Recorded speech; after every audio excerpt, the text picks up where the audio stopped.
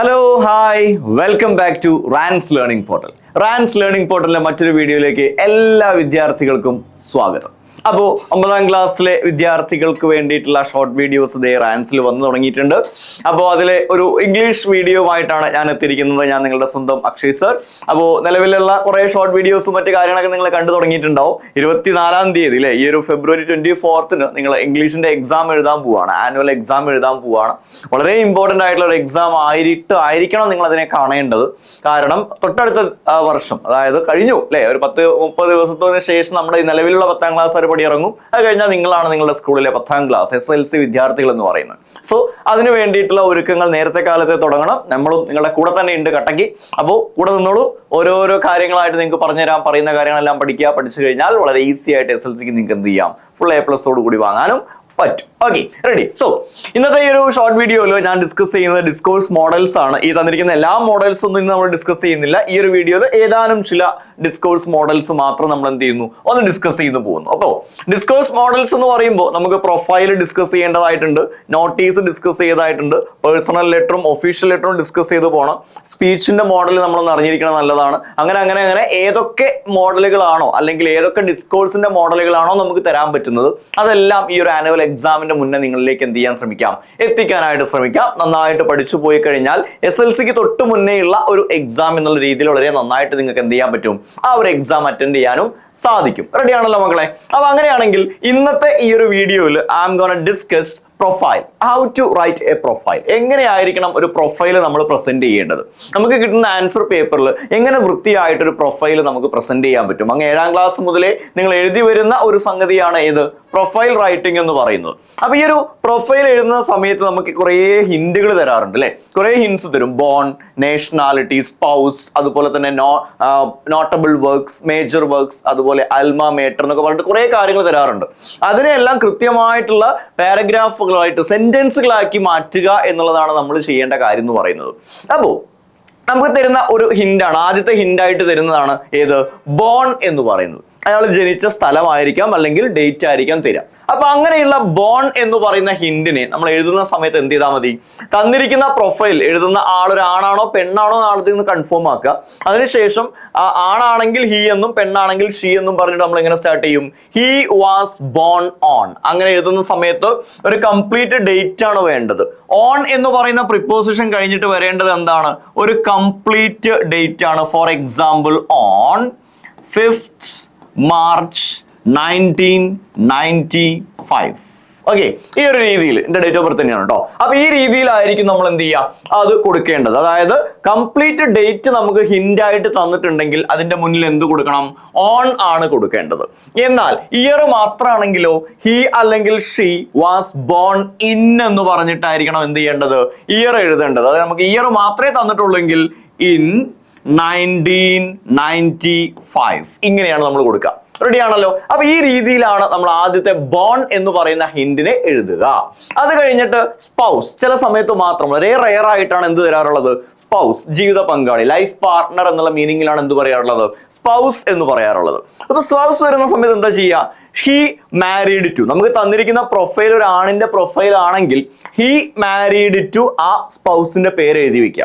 ഇനി തന്നിരിക്കുന്ന പ്രൊഫൈൽ ഒരു പെണ്ണിൻ്റെതാണെങ്കിലോ ഷീ മാരീഡ് ടു എന്ന് പറഞ്ഞിട്ട് ആ ഹസ്ബൻഡിന്റെ പേരും അവിടെ എഴുതി വെച്ച് കഴിഞ്ഞാൽ സ്പൗസ് എന്ന് പറയുന്ന ഹിന്റ് വളരെ വൃത്തിയായിട്ട് നമുക്ക് എന്ത് ചെയ്യാൻ പറ്റും, എഴുതി സെന്റൻസ് ആക്കി മാറ്റാൻ സാധിക്കും. അടുത്ത ഹിന്റ് ഏതാ, എഡ്യൂക്കേഷൻ. എഡ്യൂക്കേഷന് വേറെ രീതിയിൽ പറയാറുണ്ട്, എന്താണ്, അൽമ മേറ്റർ എന്ന് പറയാറുണ്ട്. അപ്പോൾ ക്വസ്റ്റ്യൻ പേപ്പറിൽ അൽമ മേറ്റർ എന്ന് കണ്ടാലും അതുപോലെ എഡ്യൂക്കേഷൻ എന്ന് കണ്ടാലും അത് രണ്ടും ഒന്നാണെന്ന് മനസ്സിലാക്കി വെക്കുക. എവിടുന്നാണോ വിദ്യാഭ്യാസം പൂർത്തിയാക്കിയത്, കോളേജ് ആവാം സ്കൂൾ ആവാം, ഇത് രണ്ടിൽ ഏതെങ്കിലും ഒന്ന്, എഡ്യൂക്കേഷൻ എന്ന് തരാറുണ്ട് അല്ലെങ്കിലോ അൽമ മേറ്റർ എന്ന് തരാറുണ്ട്. രണ്ടാണെങ്കിലും എഴുതേണ്ട സെന്റൻസ് എങ്ങനെയാ, he completed her education, he completed his education. He ആണെങ്കിൽ ഇവിടെ ഹിസ് വരും കേട്ടോ. He completed his education at ആ സ്കൂളിന്റെ പേര് അല്ലെങ്കിൽ കോളേജിന്റെ പേര് നമുക്ക് ക്വസ്റ്റ്യൻ പേപ്പറിൽ തന്നിട്ടുണ്ടാവും, അതവിടെ എഴുതി വെക്കുക. ഇനി തന്നിരിക്കുന്ന പ്രൊഫൈൽ ഒരു വിമന്റെ ആണെങ്കിലോ she completed her education at സ്കൂളിന്റെ പേര് അതുപോലെ കോളേജിന്റെ പേര് ഏതാണോ തന്നിട്ടുള്ളത് അതവിടെ എഴുതി വെക്കുന്നതായിരിക്കണം നിങ്ങൾ സ്വീകരിക്കേണ്ട രീതി എന്ന് പറയുന്നത്. അപ്പോൾ എഡ്യൂക്കേഷൻ അല്ലെങ്കിൽ അൽമ മേറ്റർ തന്നാൽ എങ്ങനെയായിരിക്കണം സെന്റൻസ് എഴുതേണ്ടത് എന്ന് പറഞ്ഞു. ഇനി തരുന്ന പോയിന്റ് ആണെന്ത്, മേജർ വർക്ക്സ് അഥവാ നോട്ടബിൾ വർക്ക്സ് എന്നും തരാറുണ്ട്. ഒന്നുകിൽ മേജർ വർക്ക്സ് എന്ന് തരും, അല്ലെങ്കിലോ നോട്ടബിൾ വർക്ക്സ്. ആ എഴുത്തുകാരൻ അല്ലെങ്കിൽ ആ പറഞ്ഞ പ്രൊഫൈൽ എഴുതാൻ തന്നിരിക്കുന്ന വ്യക്തി അദ്ദേഹത്തിന്റെ ലൈഫിൽ എഴുതിയിട്ടുള്ള പ്രധാനപ്പെട്ട വർക്കുകളുടെ പേരാണ് അവിടെ നമുക്ക് തരാം. എങ്ങനെയാ എഴുതുക? ചില 3 എക്സാമ്പിൾസ് ഞാൻ കൊടുത്തിട്ടുണ്ട്. അതിൽ ഏത് വേണമെങ്കിലും നിങ്ങൾ എന്ത് ചെയ്തോ, ചൂസ് ചെയ്തോ, കാണാതെ പഠിച്ചോ. എങ്ങനെയാ? ഹിസ് അല്ലെങ്കിൽ ഹെർ നോട്ടബിൾ വർക്ക്സ് ആർ എന്ന് പറഞ്ഞിട്ട് നെയിം ഓഫ് ദി വർക്ക്സ് നമുക്ക് എന്ത് ചെയ്യാൻ പറ്റും, കോമയിട്ട് എഴുതി കൊടുത്താൽ മതി. അപ്പോ ഹിസ് ആണെങ്കിൽ ഹിസ്, ഹെർ ആണെങ്കിൽ ഹെർ കൊടുക്കുക. Notable works are, simple sentence ആണ്. His or her notable works are എന്ന് പറഞ്ഞിട്ട് നമ്മൾ ആ തന്നിരിക്കുന്ന വർക്കിന്റെ പേര് എഴുതി വെക്കണം. പക്ഷെ അവിടെ ഒരു കാര്യം ശ്രദ്ധിക്കേണ്ടത്, ആ വർക്കിന്റെ പേര് എഴുതുന്ന സമയത്ത് ഒരു കാര്യം ശ്രദ്ധിക്കണം. എന്തായിരിക്കണം? ഫസ്റ്റ് ലെറ്റേഴ്സ് എല്ലാം ക്യാപിറ്റൽ ആയിരിക്കണം. ഏത് സമയത്ത് എപ്പോ എഴുതാണെങ്കിലും ഒരു സ്റ്റോറിയുടെ പേരോ അല്ലെങ്കിൽ ഒരു നോവലിന്റെ പേരോ ഒരു പോയത്തിന്റെ പേരോ ഒക്കെ എഴുതുന്ന സമയത്ത് first letter should be capital. ആദ്യ ലെറ്ററുകൾ, അതായത് പ്രധാന വേർഡുകളുടെ ഫസ്റ്റ് ലെറ്റേഴ്സ് എന്തായിരിക്കണം? ക്യാപിറ്റൽ ആയിരിക്കണം. ഏതുപോലെ? ഒരു എക്സാമ്പിൾ പറയാം. ദ സോൾ സർഫർ എന്ന് നമ്മൾ എഴുതുകയാണെങ്കിൽ ദ സോൾ സർഫർ എന്ന് എഴുതുന്ന സമയത്ത് ടി അല്ലെ, ദായിലാണ് തുടങ്ങുന്നത്, അതുകൊണ്ട് ആ ടി എന്തായിരിക്കണം? ക്യാപിറ്റൽ ആയിരിക്കണം. അത് കഴിഞ്ഞിട്ട് സോൾ എന്ന് എഴുതുന്ന സമയത്ത് എസ് ക്യാപിറ്റൽ ആയിരിക്കണം. സർഫർ എന്ന് പറയുന്ന അടുത്ത വേർഡ് വരുന്ന സമയത്ത് അവിടെയും എന്തായിരിക്കണം? എസ് ക്യാപിറ്റൽ ആയിരിക്കണം എന്നാണ് ഞാൻ പറഞ്ഞത്. അപ്പൊ ഫസ്റ്റ് ലെറ്റേഴ്സ് എല്ലാം ക്യാപിറ്റൽ ആയിട്ട് എഴുതാം. ഇനി ആ ഒരു മോഡൽ നിങ്ങൾക്ക് വേണ്ടെങ്കിൽ അടുത്തൊരു മോഡൽ ഞാൻ കൊടുത്തിട്ടുണ്ട്. ഹി അല്ലെങ്കിൽ she is best known for her work such as name of the works. ഈ പറഞ്ഞ വ്യക്തി അറിയപ്പെടുന്നത് ഏതാനും ചില പ്രധാന വർക്കുകളുടെ പേരിലാണ്. ഏതൊക്കെയാണ് ആ വർക്ക്? ആ വർക്കുകളുടെ പേര് നേരത്തെ പറഞ്ഞതുപോലെ എഴുതി വെക്കുക. ഇനി അതുമല്ല, നിങ്ങൾക്ക് ഒന്നും കൂടി നല്ല സ്റ്റൈലിഷ് ആയിട്ട് എഴുതണമെന്നുണ്ടെങ്കിൽ he or she gained widespread recognition for his or her works like name of the works. ഈ പറഞ്ഞ വ്യക്തി നമ്മൾ ആരുടെ പ്രൊഫൈലാണോ എഴുതുന്നത് ആ വ്യക്തിക്ക് ലോകമെമ്പാടും വൈഡ് സ്പ്രെഡ് ആയിട്ട് എന്ത് കിട്ടി? റെക്കഗ്നിഷൻ കിട്ടി. അദ്ദേഹത്തിനെ 4 ആൾ അറിയാൻ തുടങ്ങിയത് ഈ വർക്കുകളുടെ പേരിലാണ്. വർക്കുകളുടെ പേരിൽ ക്വസ്റ്റ്യൻ പേപ്പറിൽ തന്നിരിക്കുന്ന വർക്കുകളുടെ പേര് ഇവിടെ ഓർഡറിൽ എങ്ങനെ കോമ ഇട്ട് എന്ത് ചെയ്യുക? എഴുതി വെക്കുക. വേറെ ഒന്നും നമുക്ക് ചെയ്യാനില്ല. അപ്പൊ അതോടുകൂടി മേജർ വർക്ക്സ് എന്ന് പറയുന്ന ആ ഒരു ഹിന്റും നമ്മൾ അവിടെ കൊടുത്തു കഴിഞ്ഞു. ഇനി പറയുന്ന ഒരു ഹിന്റാണ് അവാർഡ്സ് എന്ന് പറയുന്നത്. ഏതാനും ചില അവാർഡുകൾ തരാറുണ്ട്. നോബൽ പ്രൈസ്, ജ്ഞാനപീഠം എന്നൊക്കെ പറഞ്ഞിട്ട് കുറെ അവാർഡുകൾ, ആ പറഞ്ഞ വ്യക്തിക്ക് കിട്ടിയിട്ടുള്ള അവാർഡുകൾ തരാറുണ്ട്. അങ്ങനെ കിട്ടുന്ന സമയത്ത് എങ്ങനെയാണ് സെന്റൻസ് എഴുതുക? He or she was awarded. നിർബന്ധമായിട്ടും ഇത് മറക്കാതിരിക്കുക. ഹി ഓർ ഷീ അവാർഡഡ് എന്ന് പറയാൻ പാടില്ല. ഹി അവാർഡഡ് എന്ന് പറഞ്ഞാൽ എന്താ? അദ്ദേഹം അവാർഡ് കൊടുത്തു എന്നാ. അവിടെ അങ്ങനെയല്ലല്ലോ, അദ്ദേഹത്തിന് കിട്ടിയതാ പറയുന്നത്. അപ്പൊ എന്താ പറയേണ്ടത്? ഹി വാസ് അവാർഡഡ് അല്ലെങ്കിലോ ഷീ വാസ് അവാർഡഡ് എന്ന് പറഞ്ഞിട്ട് ആ തന്നിരിക്കുന്ന അവാർഡുകളുടെ പേര് നമ്മൾ എന്ത് ചെയ്താൽ മതി? കോമയിട്ട് എഴുതി വെച്ചാൽ മതി. ഒന്നിലധികം ഉണ്ടെങ്കിൽ കോമയിട്ട് എഴുതി വെക്കുക, ഒരെണ്ണം മാത്രം ഉള്ളെങ്കിൽ അത് മാത്രം എഴുതാം. അപ്പോഴും നേരത്തെ പറഞ്ഞ കാര്യം, ഇപ്പൊ നോബൽ പ്രൈസ് കിട്ടിയ വ്യക്തിയാണെങ്കിൽ he was awarded Nobel prize എന്ന് എഴുതുന്ന സമയത്ത് നോബൽ എന്ന് ക്യാപിറ്റൽ ആയിരിക്കണം. അതുപോലെ പ്രൈസ് എന്ന് എഴുതുന്ന സമയത്ത് അവിടുത്തെ പിയും എന്തായിരിക്കണം മക്കളെ? ക്യാപിറ്റൽ ആയിരിക്കണം. ഏത് സമയത്ത് അവാർഡുകളുടെ പേര് എഴുതുമ്പോഴും ഫസ്റ്റ് ലെറ്റേഴ്സ്, പ്രധാനപ്പെട്ട വേർഡുകളുടെ ഫസ്റ്റ് ലെറ്റേഴ്സ് എന്താക്കാൻ ശ്രമിക്കുക? ക്യാപിറ്റൽ ആക്കാൻ നിങ്ങൾ ശ്രദ്ധിക്കണം. അപ്പൊ ആ സെന്റൻസ് കഴിഞ്ഞു. ഇനി ആ ഒരു സെന്റൻസിനോട് നിങ്ങൾക്ക് ഒരു മൊഹബത്ത് തോന്നിയിട്ടില്ലെങ്കിൽ നിങ്ങൾക്ക് എന്ത് ചെയ്യാം? മാറ്റി പിടിക്കാം. എന്താണ്?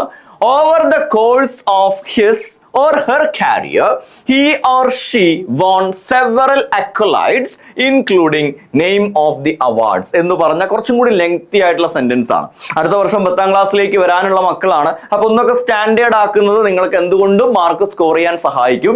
അപ്പൊ എന്റെ ഒരു ഒപ്പീനിയൻ എന്ന് പറയുന്നത് you can choose the second one. രണ്ടാമത്തത് ചൂസ് ചെയ്യുക, കാണാതെ പഠിക്കുക. എന്താ? Over the course of his career or her carrier.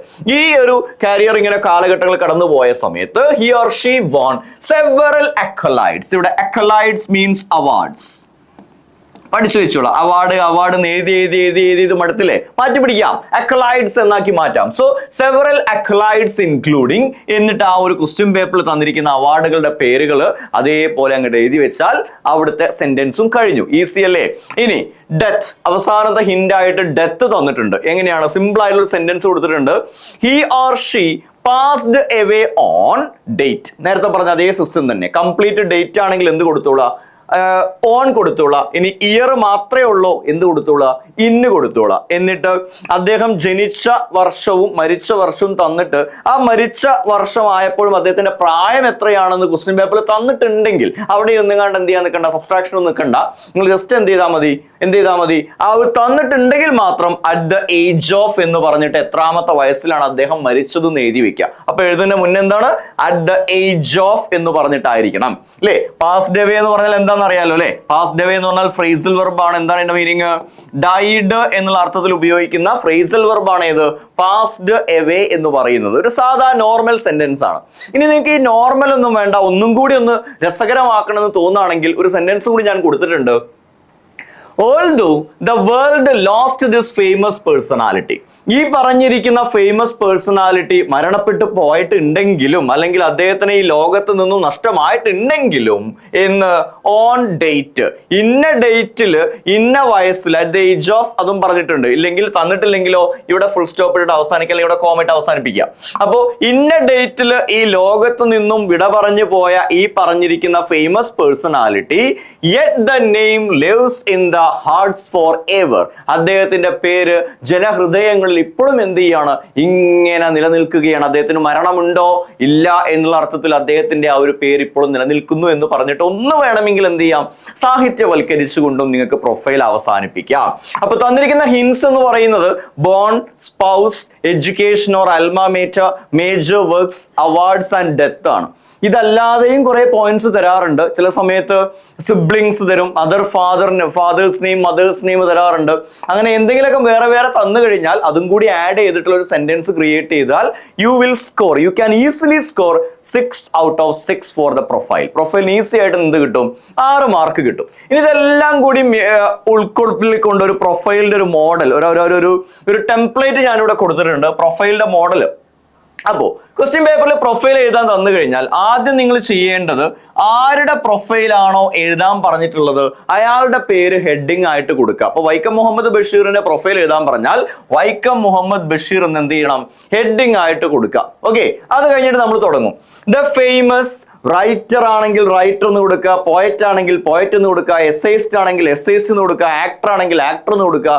അയാൾ ഏത് രീതിയിലാണോ ഫേമസ് ആയി നിൽക്കുന്നത് അത് അവിടെ എഴുതി കൊടുക്കുക. അത് നമുക്ക് തരാറുണ്ട് അല്ലെ, പോയിന്റ്സ് ആയിട്ട് തരാറുണ്ട്. അദ്ദേഹത്തിന്റെ ഫേമസ് ആസ് ഇതിൽ കൊടുത്തിട്ടില്ല, അങ്ങനെ കൊടുക്കുന്ന സമയത്ത് അതാണ് എടുത്ത് എഴുതിയാൽ മതി. സോ വൈക്കം മുഹമ്മദ് ബഷീർ ആണെങ്കിൽ എന്ത് വരും മക്കളെ, the famous Malayalam writer Vaikom Muhammad Basheer was born on. Date question പേപ്പറിൽ തന്നിട്ടുണ്ടാവും, അത് എഴുതി വെക്കുക.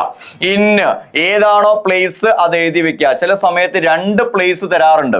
അങ്ങനെ തരുന്ന സമയത്ത് എന്ത് ചെയ്താൽ മതി, ഇന്ന് എന്ന് എഴുതിയിട്ട് 2 പ്ലേസും എഴുതുക, കോമ ഇടുക രണ്ടിന്റെ ഇടയിൽ. ഇത്രേ ചെയ്യാനുള്ളൂ. അപ്പൊ ഈ രീതിയിലൊരു മോഡൽ. അത് കഴിഞ്ഞിട്ടോ he completed his education at തന്നിരിക്കുന്ന ഹിന്ദിലുള്ള സ്കൂളിന്റെയോ കോളേജിന്റെയോ പേര് അവിടെ എഴുതി വെക്കുക. അത് കഴിഞ്ഞിട്ടോ he is famous as hint ആയിട്ട് തന്നിട്ടുണ്ടാവും, poet, essayist, writer, actor, politician എന്നൊക്കെ പറഞ്ഞ് തന്നിട്ടുണ്ടാവും. അത് ഇവിടെ അങ്ങോട്ട് എഴുതി വെക്കുക. ഈ ഒരു ബ്രാക്കറ്റ് കാണുന്നില്ലേ, ആ ഒരു സ്പേസിലേക്ക് എഴുതി വെക്കുക. ബ്രാക്കറ്റ് ഒന്നും ഇടാൻ നിൽക്കരുത് കേട്ടോ. he is best known for his works such as നേരത്തെ പറഞ്ഞ സെന്റൻസ് ഉണ്ടല്ലോ, അദ്ദേഹം അറിയപ്പെടുന്നത് ഏതാനും ചില വർക്കുകളുടെ പേരിലാണ്. ഏതാണ് വർക്ക് എന്നുള്ളത് ഈ ഒരു സ്പേസിൽ എഴുതി വെക്കുക. അത് കഴിഞ്ഞിട്ട് over the course of his career he won several accolades including ഈ ഒരു കാലഘട്ടത്തിനിടയിൽ ഏതാനും ചില അവാർഡുകൾ ഇദ്ദേഹത്തിന് കിട്ടിയിട്ടുണ്ട്. ഇൻക്ലൂഡിങ് എന്ത് എഴുതി വെക്കുക, ഈ ഒരു സ്പേസിൽ ആ ഒരു ക്വസ്റ്റ്യൻ പേപ്പറിൽ തന്നിരിക്കുന്ന അവാർഡുകളുടെ പേര് അവിടെ എഴുതി വെക്കുക. ലാസ്റ്റ് അവസാനിപ്പിക്കുന്ന ഭാഗത്ത് സിമ്പിൾ സെന്റൻസ് ആണ് ഞാൻ ആഡ് ചെയ്തത്. ഹി പാസ്ഡ് എവേ ഓൺ എന്ന് പറഞ്ഞിട്ട് ഡേറ്റ് ആണെങ്കിൽ ഓൺ ഡേറ്റ് എഴുതുക, ഇയർ മാത്രമുള്ളെങ്കിലോ ഇൻ എന്ന് പറഞ്ഞിട്ട് ഇയറും എഴുതി വെച്ചാൽ എന്തായി, പ്രൊഫൈൽ ആയില്ലേ. അപ്പൊ ഇത്രേ പണിയുള്ളൂ എന്തെഴുതാന്, പ്രൊഫൈൽ എഴുതാന്. കൃത്യമായിട്ട് ഈ ഒരു മോഡൽ പഠിച്ചു പോവുക. ഈ ഒരു annual exam 9th standard annual എക്സാമിന് തന്നെ പ്രൊഫൈൽ ചോദിച്ചാൽ എന്ത് എഴുതണം, വളരെ വൃത്തിയായിട്ടുള്ള ഒരു പ്രൊഫൈൽ എഴുതാനും അതിന് 6 മാർക്ക് സ്കോർ ചെയ്യാനും മക്കൾസിന് സാധിക്കണം. അതിനു വേണ്ടിയിട്ടാണ് ഈ ഒരു മോഡലുമായിട്ട് ഞാൻ എത്തിയിട്ടുള്ളത്. അപ്പൊ ഈ ഒരു മോഡൽ സിമ്പിൾ ആണ് എന്ന് വിചാരിക്കുന്നു. അപ്പോൾ മറ്റൊരു ഡിസ്കോഴ്സ് മോഡലുമായിട്ട് നമുക്ക് അടുത്ത വീഡിയോയിൽ കാണാം. അതുവരേക്കും ഗുഡ് ബൈ.